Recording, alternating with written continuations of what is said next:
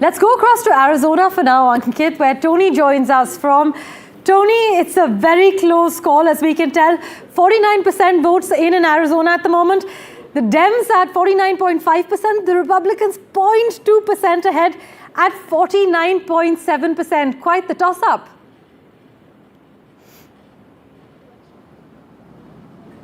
Yeah, I mean, the races here in Arizona are always extraordinarily close. When we look back to 2020, Biden won the election by fewer than 10,500 votes.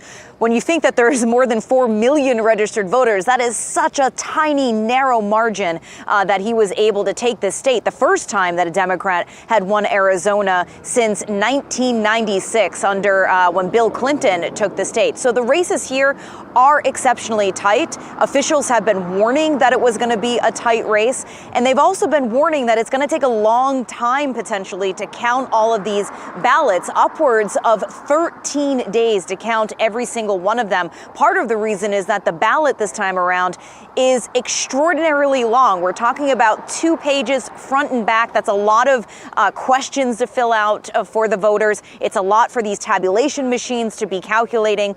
And then also there is a lot of people, upwards of 500,000, that dropped off these mail-in ballots today at voting locations. All of those ballots are going to have their signatures verified. They're going to have to then have 5 days if there's any discrepancies to work out any of those problems.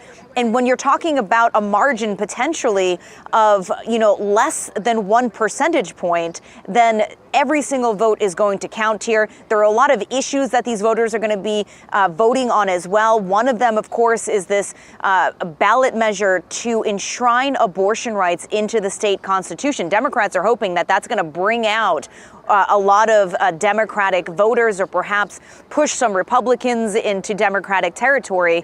Another thing they're voting on, though, is immigration, a bill that would basically give state law enforcement the power to stop, question, detain, prosecute people that they suspect have crossed into the United States illegally from Mexico into Arizona. Of course, Arizona is a border state, the only one of all of the battlegrounds. So it is really on the front lines of the immigration debate, which, as you know, is top of mind for a lot of voters this time around. But as it looks right now, Arizona, in these first batch of results that we're getting out right now, very, very tight between Kamala Harris and Donald Trump. But again, this was to be expected. It's going to be many days likely before we get the final results here.